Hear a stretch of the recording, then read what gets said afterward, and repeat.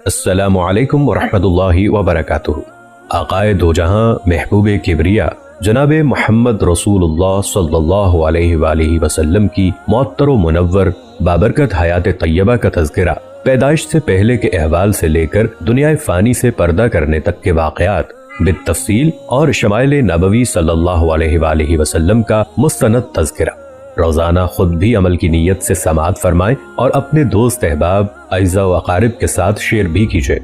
سیرت کے پیغام کو عام کیجئے، سنت رسول صلی اللہ علیہ وآلہ وسلم کا احیاء کیجئے، نبی صلی اللہ علیہ وآلہ وسلم سے اپنی والہانہ عقیدت و محبت کا ثبوت دیجئے۔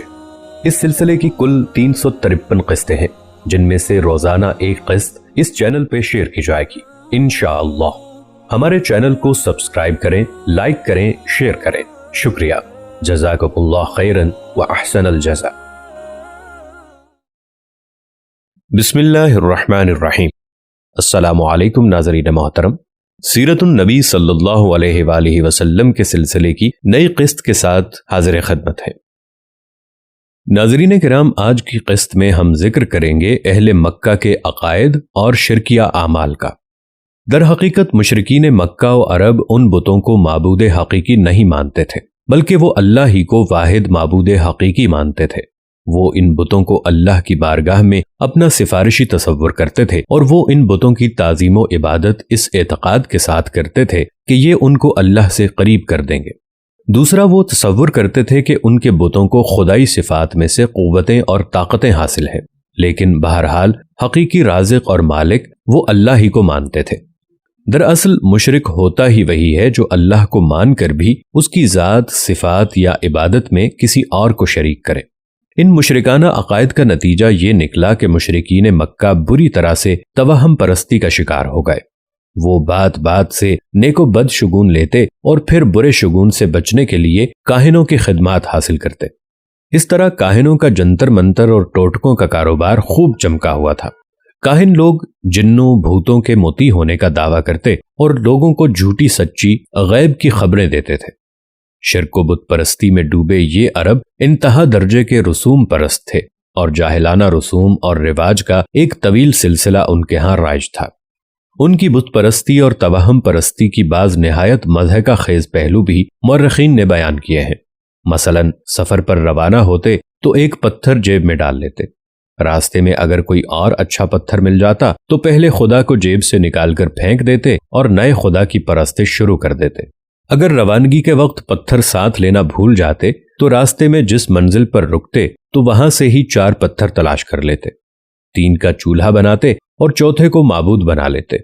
اگر کہیں پتھر نہ ملتے تو مٹی اور کنکریوں کا ایک ڈھیر جمع کر کے اس پر بکری کا دودھ بہاتے اور پھر اس کے سامنے سجدہ ریز ہو جاتے۔ ذوق بت پرستی صرف پتھر تک محدود نہ تھا، لکڑی اور مٹی کے بھی بت بنائے جاتے۔ ایک مرتبہ بنو حنیفہ نے کھجوروں کے ایک ڈھیر کی عبادت شروع کر دی۔ اسی اثنا میں قحط پڑ گیا۔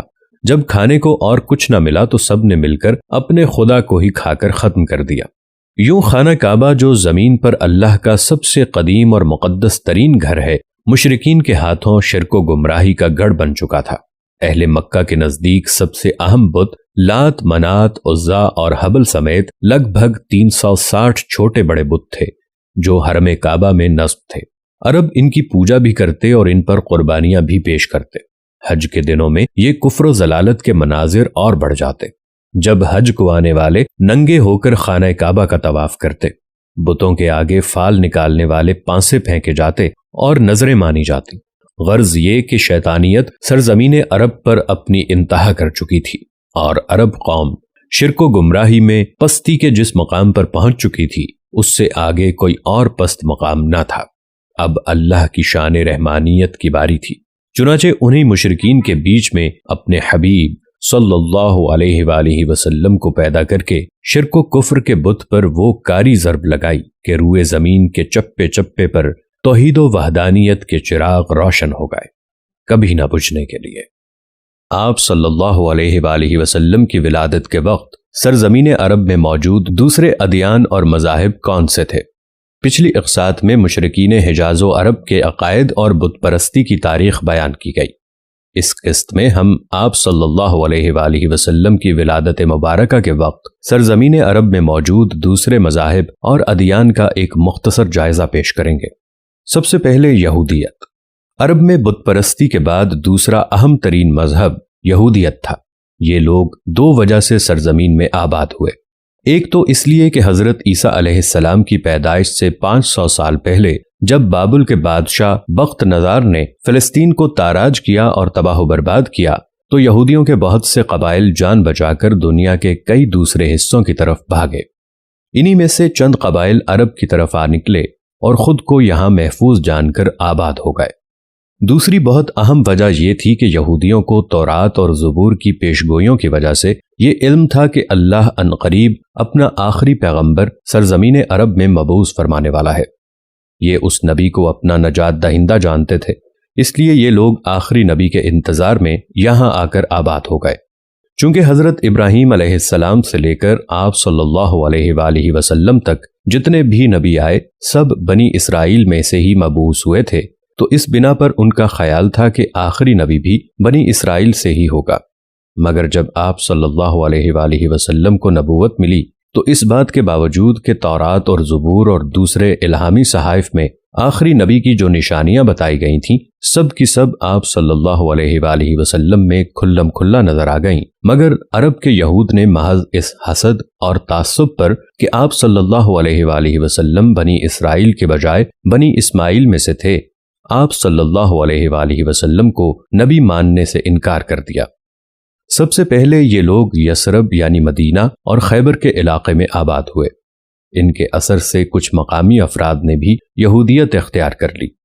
پھر 354 قبل مسیح میں یثرب سے 2 یہودی مبلغ یمن پہنچے تو ان کے اثر سے یمن کے حمیری بادشاہ یوسف زونواس نے جب یہودی مذہب قبول کر لیا تو یمن میں یہودیت کو بہت فروغ ملا۔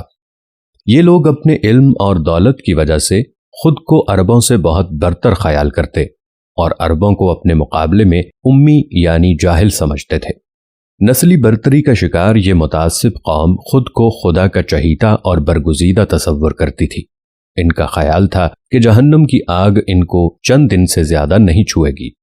حالانکہ یہ لوگ اپنے تمام تر اوصاف کھو چکے تھے۔ سود خوری ان کا شعار بن چکی تھی۔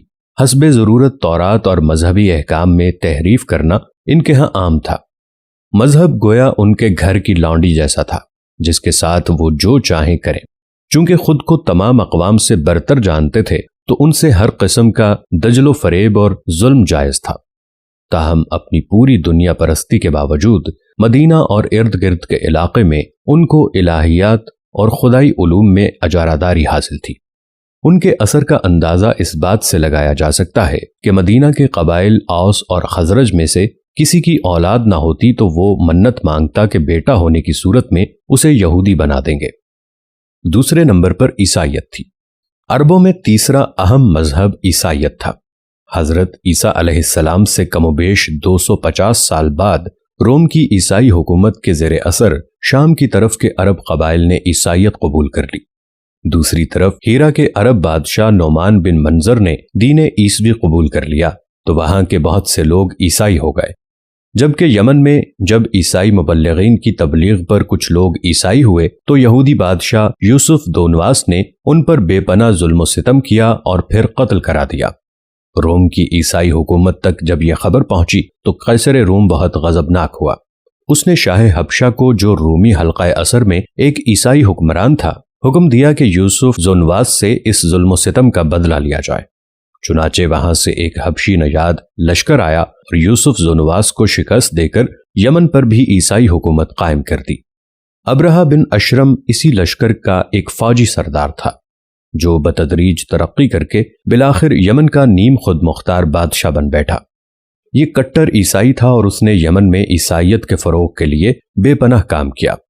یاد رہے کہ یہ وہی ابرہہ ہے جس نے صنعاء میں کعبہ کے مقابلے پر ایک عظیم الشان کلیسا یعنی گرجا گھر تعمیر کرایا اور پھر خانہ کعبہ کو گرانے کے ارادے سے مکہ پر حملہ آور ہوا تھا۔ اس واقعے کی تفصیل پچھلی اقساط میں گزر چکی ہے۔ اس زمانے کے عیسائی حضرت عیسیٰ علیہ السلام کی تعلیمات کے بجائے سینٹ پال کے مذہب کے پیرو ہو چکے تھے۔ سینٹ پال پہلے یہودی تھا اس نے دعویٰ کیا کہ اسے حضرت عیسیٰ علیہ السلام نے خواب میں حکم دیا ہے کہ میرا دین پھیلاؤ۔ یوں وہ عیسائی ہوا اور پھر اس نے بتدریج عیسائیت کو ایک الہامی مذہب سے شرک و گمراہی سے لتھڑا ہوا مذہب بنا دیا۔ اس نے عیسائیت میں عقیدہ تثلیت یعنی 3 خداؤں کا عقیدہ شامل کیا۔ حضرت عیسیٰ علیہ السلام کو اللہ کا بیٹا ٹھہرایا، نعوذ باللہ۔ اس نے عیسائیوں کو اس فریب میں مبتلا کر دیا کہ حضرت عیسیٰ علیہ السلام سولی چڑھ کر سب عیسائیوں کے گناہوں کا کفارہ ادا کر گئے ہیں اور اب انہیں گناہ کی کھلی چھٹی ہے۔ سینٹ پال کے زیر اثر عیسائی صرف پادری کے سامنے اعتراف جرم و گناہ کو ہی کافی سمجھتے، تاہم یہود کے مقابلے میں ان کی اخلاقی حالت قدرے بہتر تھی اور قبول حق کی صلاحیت سے بھی یہ لوگ بہرہ تھے۔ اس بات کا اندازہ آج بھی کیا جا سکتا ہے کہ آج بھی اسلام کی حقانیت جان کر مسلمان ہونے والوں میں یہودیوں کے مقابلے میں عیسائیوں کی تعداد بہت زیادہ ہے۔ سیرت النبی صلی اللہ علیہ وآلہ وسلم کے موضوع کی اگلی قسط کے ساتھ جلد آپ کی خدمت میں حاضر ہوں گے۔ ناظرین، ہمارے چینل کو سبسکرائب کر لیں اور ساتھ موجود بیل آئیکن کو بھی ضرور کلک کر لیں تاکہ ہماری ویڈیوز آپ کے پاس بر وقت پہنچتی رہیں۔ اللہ رب العالمین ہمیں سمجھنے اور عمل صالح کی توفیق عطا فرمائے۔ والسلام علیکم ورحمۃ اللہ وبرکاتہ۔